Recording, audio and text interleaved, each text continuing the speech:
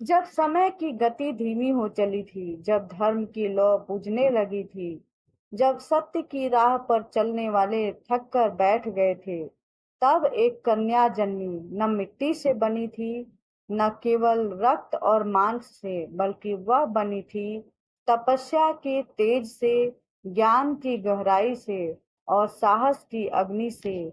वह ना तो किसी आश्रम में जन्मी थी, न किसी महल में, पर उसकी वाणी वेदों में गूंजती थी और उसकी दृष्टि भविष्य का प्रकाश लिए थी। एक ऐसी कन्या जिसने राजा को शिक्षा दी, धर्म को संजीवनी दी और अधर्म को उसकी भाषा में उत्तर दिया। यह केवल कथा नहीं, यह चेतना है, और यह वह दीपक है जो अंधकार में लड़ने नहीं, उसे मिटाने आया है। यह कहानी है एक कन्या की जो बनी पूरे युग की मार्गदर्शिका और धर्म की असली पहचान। पेश है माई दास्तान डायरी से एक प्रेरक, अदिति और जीवन बदलने वाली अमर कथा, बुद्धिमती कन्या। बहुत पुरानी बात है, जब धरती पर धर्म की ज्योति मंड पड़ रही थी और सत्य की राह पर चलने वाले लोगों की संख्या घटती जा रही थी, तभी कुछ ऐसे घराने थे जहां जीवन, मूल्य, संस्कार और सच्ची ज्ञान की रोशनी बुझी नहीं थी। ऐसा ही एक राज्य था सूचीपुर, जहां महाराज धर्मसेन का शासन था। धर्मसेन एक पराक्रमी, साहसी और न्याय प्रिय राजा था, परंतु समय के साथ उसके भीतर अभिमान और अंधविश्वास ने जगह बना ली थी।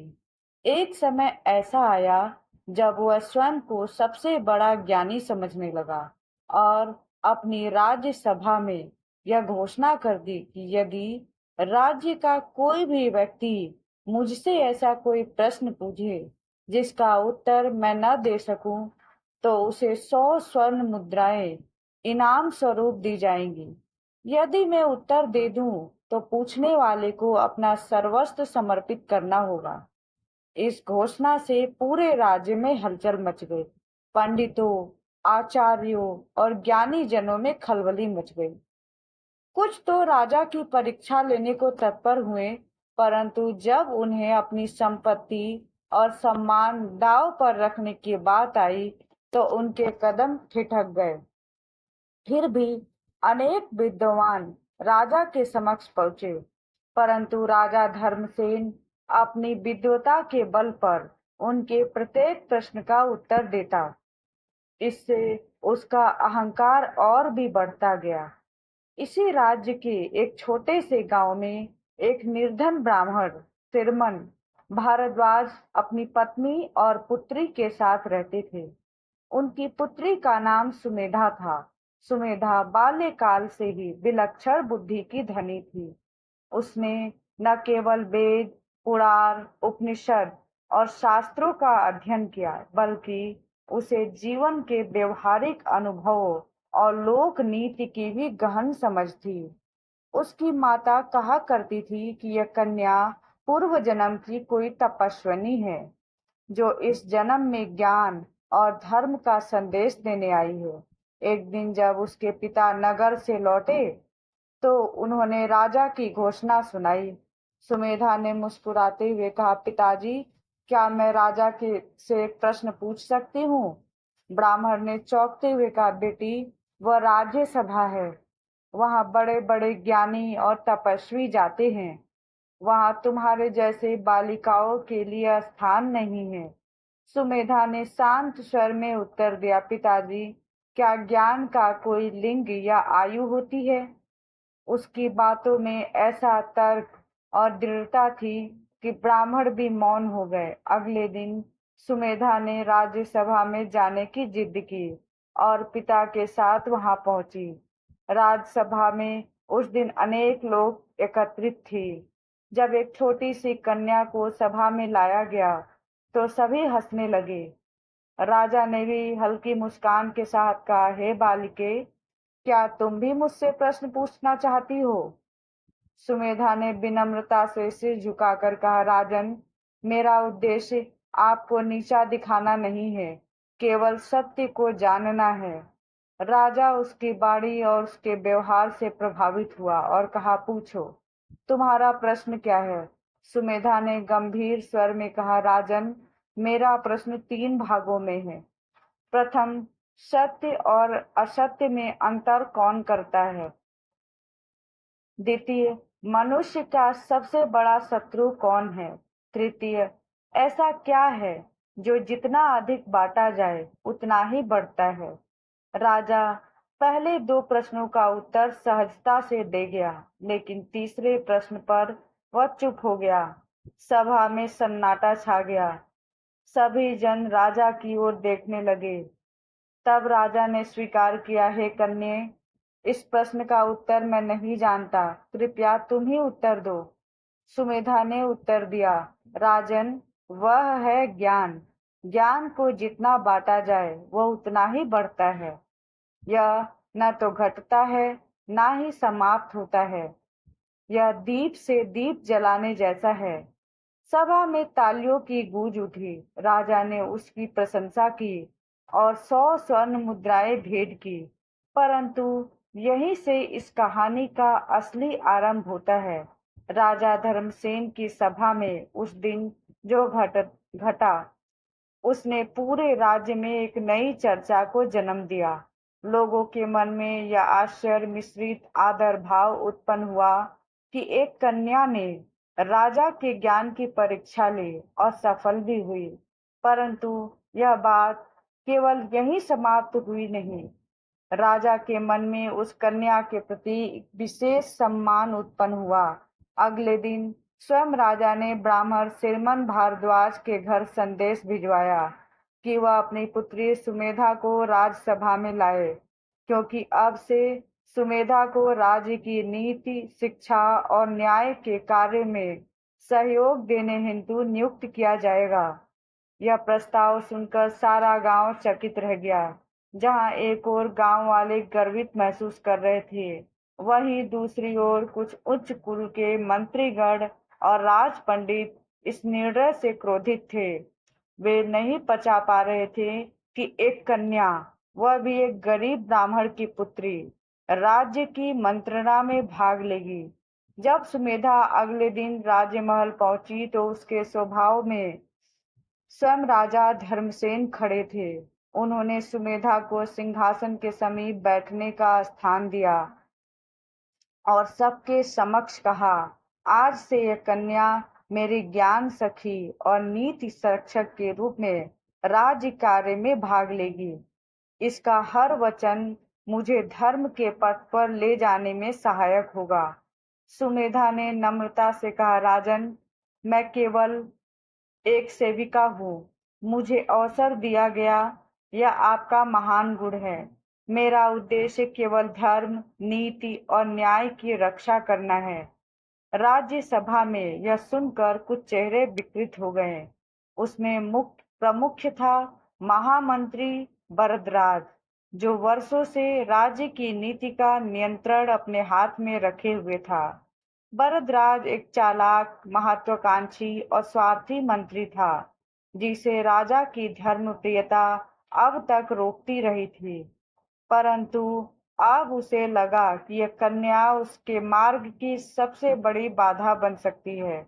उस दिन के बाद से सुमेधा ने राज्यकार्य में भाग लेना आरंभ किया।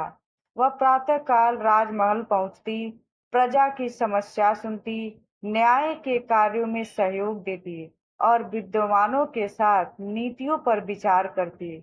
उसकी सोच में संतुलन था, उसके निर्णयों में करुणा और विवेक था और उसकी दृष्टि दूरदर्शी थी।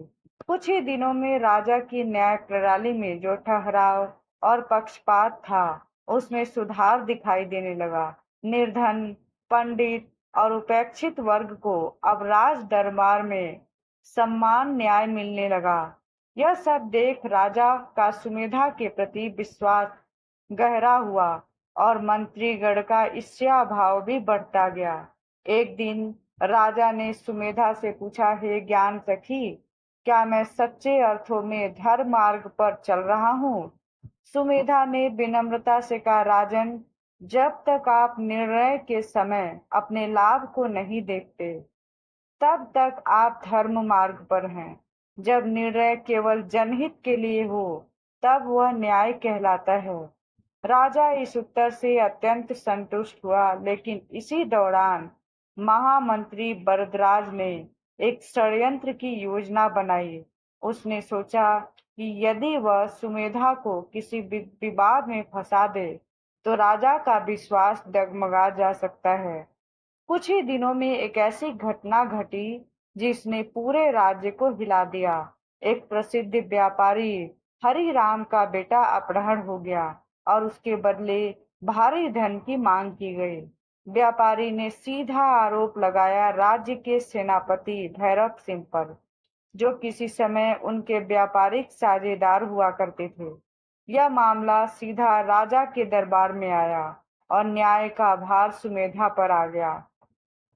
जब सुमेधा ने मामले की जांच शुरू की, तो पता चला कि सेनापति निर्दोष है और सच्चा षड्यंत्र भरद्वाज द्वारा रचा गया है, जो व्यापारी हरिराम के साथ मिलकर सेना और व्यापार दोनों को नियंत्रित करना चाहता था।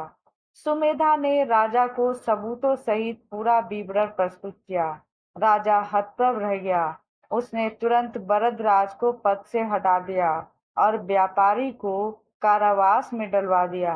अब राज्य की जनता खुलकर सुमेधा की प्रशंसा करने लगी। हर गांव, हर नगर में उसकी नीतियों की चर्चा होने लगी। महिलाएं अपने बच्चों को सुमेधा की तरह विद्वान बनाने की प्रेरणा देने लगी। परंतु सुमेधा का मन इन प्रशंसाओं में नहीं उलझा। वह जानती थी कि जिस दिन वह स्वयं को महान समझने लगेगी, उसी दिन उसका पतन आरंभ हो जाएगा। वह प्रतिदिन ध्यान, स्वाध्याय और ब्राह्मण सेवा में अपना समय बिताने लगी।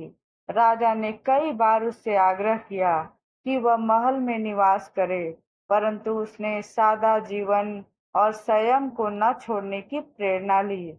वह कहती थी, धर्म का कार्य केवल महान महल की दीवारों में नहीं होता, वह तो प्रत्येक हृदय में जागरूकता और करुणा के रूप में होना चाहिए। एक बार राज्य में अकाल पड़ गया, वर्षा नहीं हुई, अन्न का संकट उत्पन्न हो गया। राजा की कोषागार भरपूर थी, परंतु वितरण की नीति पर मतभेद था।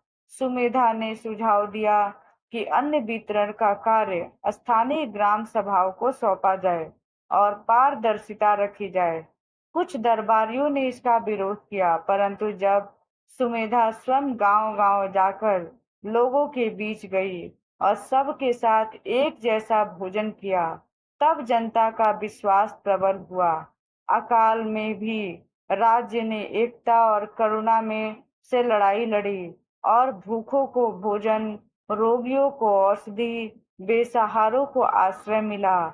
यह सब देख दूर दूर के राज्य सुमेधा के ज्ञान और नेतृत्व की सराहना करने लगे। कई राजाओं ने अपने पुत्रों में सुमेधा से सलाह मांगी और कुछ ने तो विवाह प्रस्ताव तक भेज दिया, परंतु सुमेधा ने विनम्रता से उन्हें लौटा दिया। उसने कहा, मेरा जीवन का उद्देश्य विवाह नहीं, समाज का उद्धार है। जब तक धर्म संकट में है, तब तक मेरी सेवा चलती रहेगी।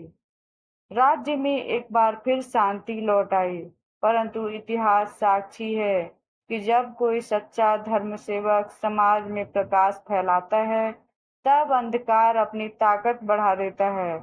ऐसे ही समय में सूचीपुर राज्य के दक्षिण सीमांत में समाचार आया कि पड़ोसी राज्य निशाचल ने सीमा में घुसपैठ की है और वहां के गांव में लूट मार आरंभ कर दी है। राजा धर्मसेन ने तुरंत अपनी सेना को भेज दिया, परंतु यह सामान्य युद्ध नहीं था। निशाचल का राज्य अधर्मसेन न केवल युद्ध कला में प्रवीण था, बल्कि वह कूटनीति और छल कपट में भी पारंगत था। उसकी योजना थी कि पहले सूचीपुर की सीमाओं को तोड़कर वहां के प्राकृतिक संसाधनों पर अधिकार किया जाए। धीरे धीरे धर्मसेन को आपदस्थ कर दिया जाए। इस समाचार से राज्यसभा में चिंता का वातावरण बन गया। सुमेधा ने तुरंत सुझाव दिया कि युद्ध से पहले वार्ता का एक अवसर दिया जाए, क्योंकि युद्ध हमेशा अंतिम विकल्प होना चाहिए। राजा ने उसकी बात मानी और अधर्मसेन को संधि वार्ता का प्रस्ताव भेजा। लेकिन अधर्मसेन ने न केवल प्रस्ताव को अस्वीकार किया, बल्कि उसका मजाक उड़ाते हुए संदेश भेजा। धर्म की बात करने वाले कायर होते हैं, जो युद्ध से डरते हैं। मैं शीघ्र ही तुम्हारी राजधानी में अपनी तलवार का झंडा गाड़ दूंगा। यह अपमानजनक उत्तर पाकर धर्मसेन ने युद्ध की घोषणा कर दी। लेकिन युद्ध के संचालन की योजना फिर सुमेधा के कंधों पर आ गई। उसने सेना की संरचना, रणनीति, आपूर्ति और संचार व्यवस्था को व्यवस्थित किया। साथ ही राज्य के भीतर रहने वाली स्त्रियों और युवाओं को भी आत्मरक्षा का परीक्षण देने का अभियान शुरू किया। यह पहली बार था जब राज्य की महिलाएं युद्ध की तैयारी में सक्रिय रूप से भाग लेने लगी थी। सुमेधा ने स्वयं हथियारों का अभ्यास आरंभ किया, और जब सेनानायक भैरव सिंह ने पूछा, कन्या, क्या तुम युद्ध भूमि में उतरोगी? तब उसने उत्तर दिया, जब धर्म की रक्षा करनी हो तब स्त्री पुरुष का भेदभाव समाप्त हो जाता है। युद्ध आरंभ हुआ। निशाचल की सेना ने 3 दिशाओं से आक्रमण किया।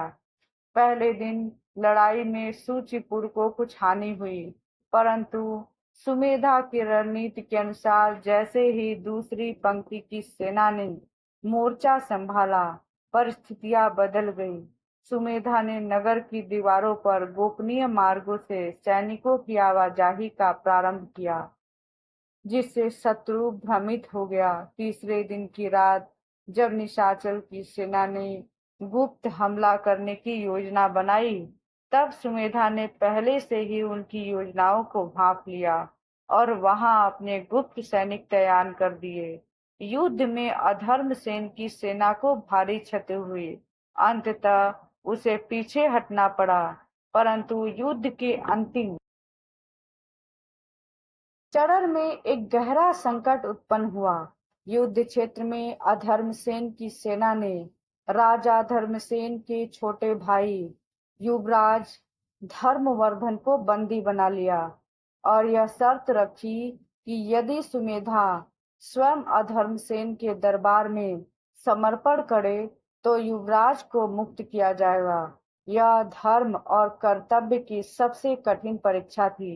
यदि वह धर्मसेन के सामने आत्मसमर्पण करती तो वह एक बुद्धिमती कन्या के साथ भीषण अनाचार कर सकता था, और यदि वह न जाती तो एक निर्दोष युवराज की मृत्यु सुनिश्चित थी।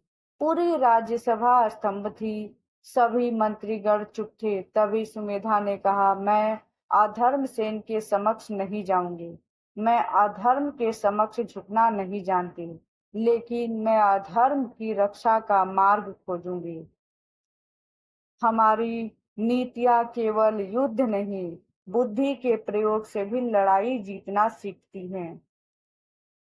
उसी रात्रि सुमेधा ने एक योजना बनाई। उसने अपने वफादार सैनिकों और कुछ ग्रामीण युवतियों को लेकर गुप्त मार्ग से निशाचल की सीमा में प्रवेश किया।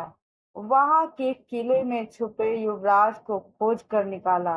उसने अधर्मसेन के रक्षकों को नींद में छला और एक महिला के रूप में छिप कर स्वयं अधर्मसेन के शिविर तक जा पहुंची।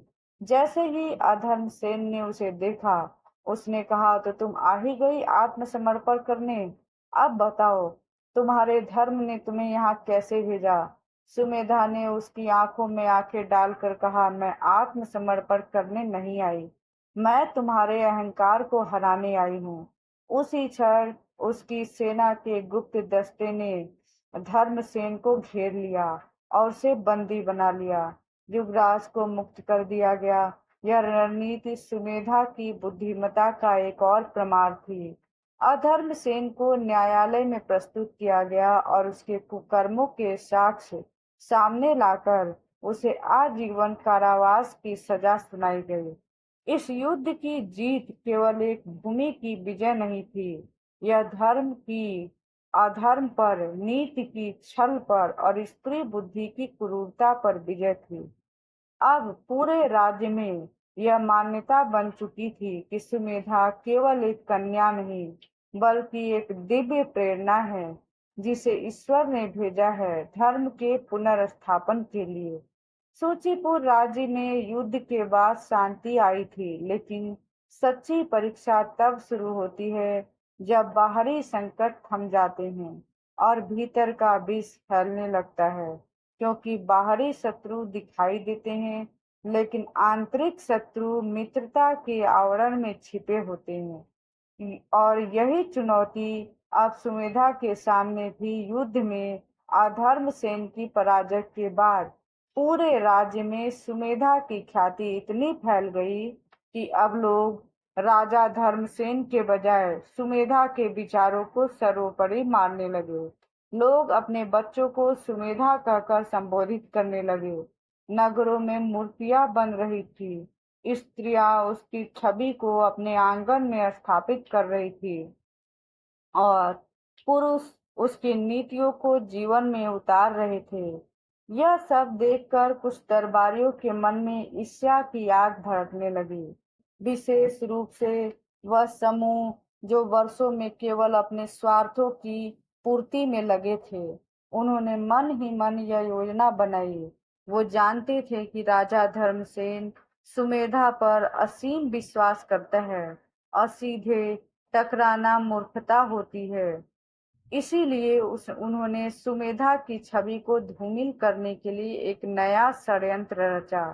उन्होंने राज दरबार में एक झूठा पत्र प्रस्तुत किया, जिसमें यह लिखा था कि सुमेधा पड़ोसी राज्य की गुप्तचर है और उसकी सारी नीतियां केवल राज्य की सूचनाएं बाहर पहुंचाने के लिए बनाई गई थी। राजा धर्मसेन यह पत्र पढ़कर एक क्षण के लिए स्तंभ रह गया। वह जानता था कि सुमेधा पर विश्वास अडिग है, लेकिन राजा होने के नाते उसे प्रत्येक आरोप की जांच करनी थी। उसने सुमेधा को बुलाया और यह पत्र दिखाया। सुमेधा ने शांति पूर्वक पत्र देखा और मुस्कुराई। बोली, राजन, यह पत्र शत्रु की नहीं बल्कि अपनों की चाल है, क्योंकि कोई बाहरी व्यक्ति मेरी लेखनी की भाषा में दोष नहीं निकाल सकता, परंतु जो मेरे साथ वर्षों से कार्य कर रहे हैं वे मेरी शैली की नकल कर सकते हैं। और वही इस पत्र में लिखा गया है। राजा ने तत्काल जांच आयोग का गठन किया और सुमेधा ने स्वयं जांचकर्ताओं के सामने अपनी संपूर्ण गतिविधियां प्रस्तुत की।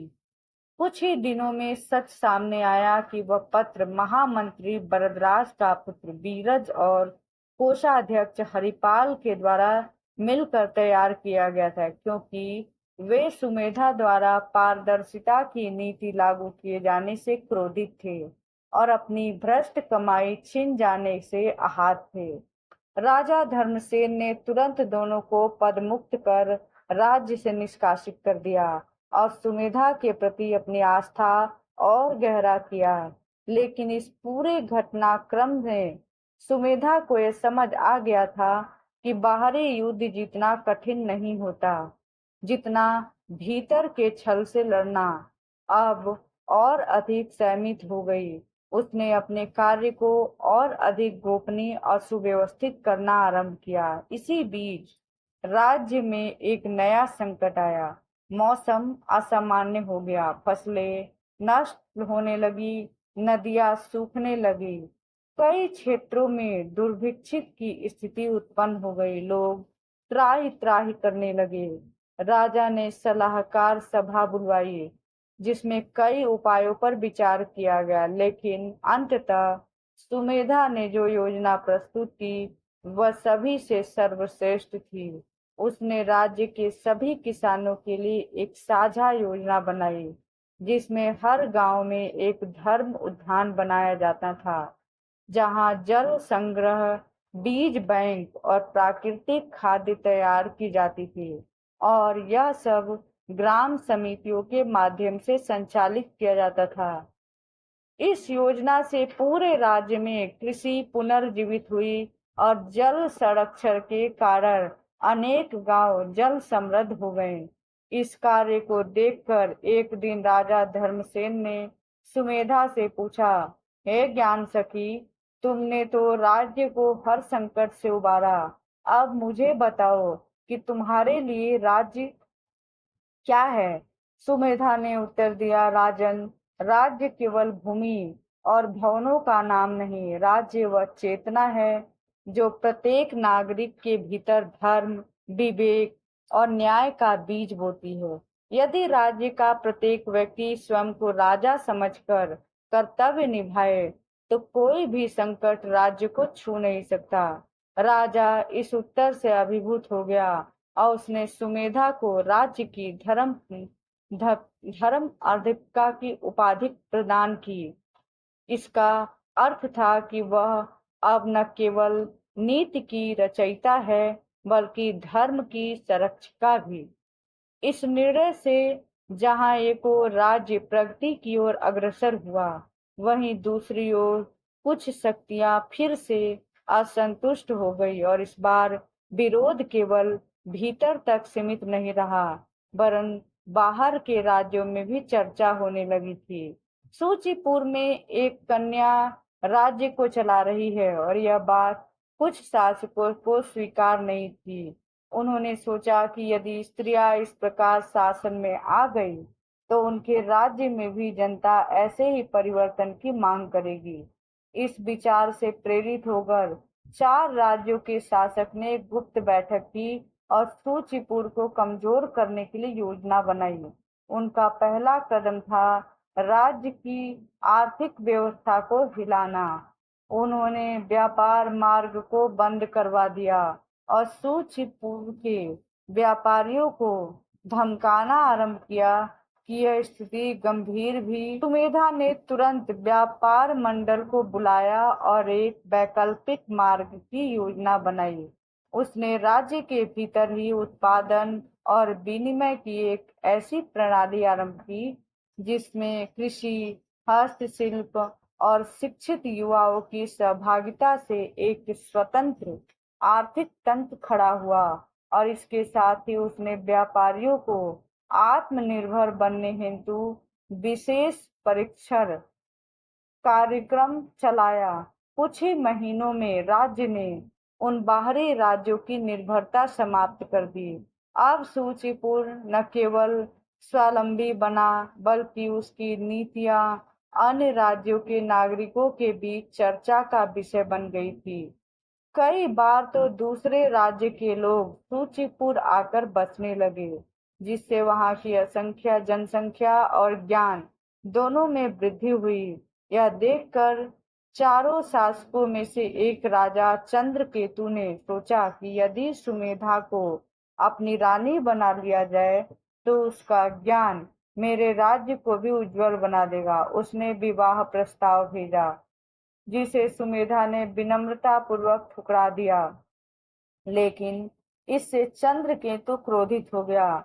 उसने एक गुप्त चाल चली। उसने एक सुंदर कवि को चुना जो अत्यंत मधुर भाषी और चालाक था। उसे सूचीपुर भेजा गया जिससे वह सुमेधा के निकट जाए और उसे भ्रमित करे। वह कवि अपनी कविताओं में स्त्री पुरुष की समरसता, प्रेम और सौंदर्य के गुणगान करने लगा।